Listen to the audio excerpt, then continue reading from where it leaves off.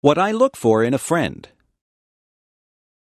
What is it that makes somebody your friend?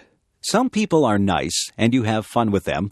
Some people are nice to talk to, but they don't become special to you. Some people become very close to you. Those people are the ones who become your good friends. Did you ever wonder why certain people do become your good friends? Friends usually have something in common. Often, friends enjoy doing the same things as each other. Maybe they like the same sports or the same music, or maybe they can even talk about problems or schoolwork. Friends usually find a common bond. Friends share ideas and listen to each other. Sometimes, people who don't have similar interests even become friends. You can learn a lot from a person who likes different things than you. The most important thing about friends is that they must communicate with each other. A good friend is a person who takes the time to listen to the other person. One of the most important things that I think a friend should have is a sense of humor. I like to laugh with my friends. I like to feel comfortable around my friends. It is nice to be able to talk and laugh with people who have similar interests. It is nice to share things with people and learn about their interests. You become a better person if you are able to learn things from others. Life is a journey. On that journey, you meet many people. Some of those people will change your life. You have to choose your friends with care. A good friend is worth more than all the gold in the world. A good friend will make your journey through life more pleasant. Make friends along the way, and the path through life will be very rewarding.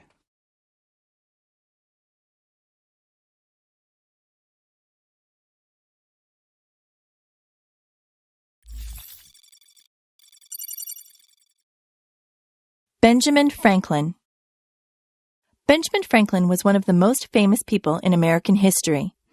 He was never a president of the United States, but he made great achievements in many areas of life, including business, literature, science, and politics. Benjamin Franklin was born in the city of Boston during the year 1706. In his early years, Franklin was very poor. As a young man, he worked for his older brother, who was a printer. However, the two brothers soon argued with each other. Benjamin decided to leave, and he moved to the city of Philadelphia. He worked very hard and soon became a successful printer. He published his own newspapers, and he also published books called almanacs, which contained many wise sayings. Many of the wise sayings in Franklin's almanacs are still repeated today. Franklin's printing business was very successful, but he was also very interested in science. He performed experiments on the topic of electricity. Some of these experiments were very dangerous. In one experiment, Franklin was almost killed when he went outside during a lightning storm and flew a kite that had a metal key attached. However, Franklin was lucky enough to avoid injury, and he learned new facts about electricity.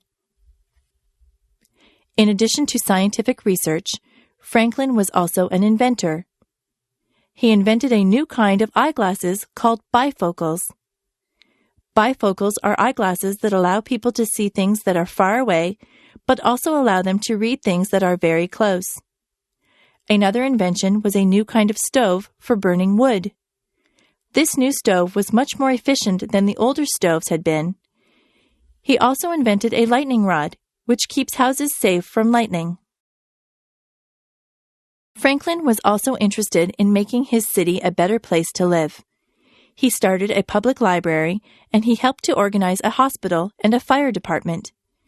In addition, he supervised the postal service, which operated profitably under his command. In his later years, Franklin became heavily involved in politics. For most of Franklin's life, the United States was not yet a country. Instead, the United States were still colonies of England, but Franklin encouraged other Americans to become an independent country. When the United States became a country, Franklin became the American ambassador to France. The French people liked Franklin very much. Franklin later returned to the United States, and he died in 1790. Today, many Americans still admire the brilliant achievements of Benjamin Franklin, who did so much to improve people's lives. The picture of Benjamin Franklin can be seen on the American $100 bill.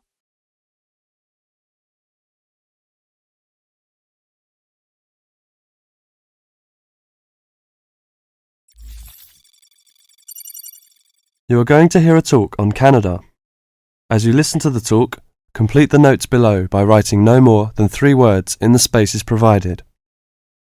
Good morning and welcome to this talk on Canada. Many people think of Canada as a land of ice and snow. They think of it as a young country with few inhabitants, a country of English-speaking white people.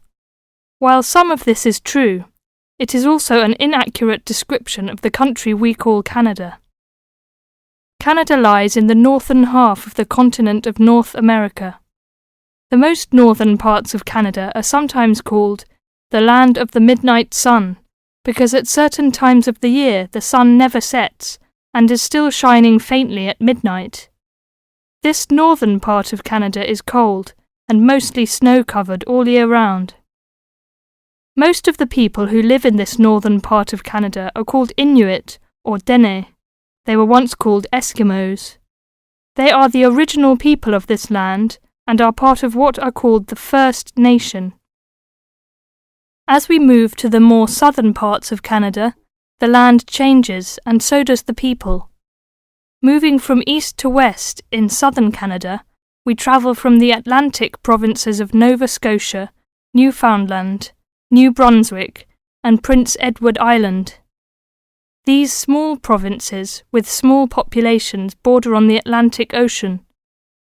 The land in these provinces is not very fertile, so fishing, forestry, and mining are the main industries, although in some small areas, agriculture is also important. If we travel west from the Atlantic provinces, we come to central Canada, composed of the large provinces of Quebec and Ontario.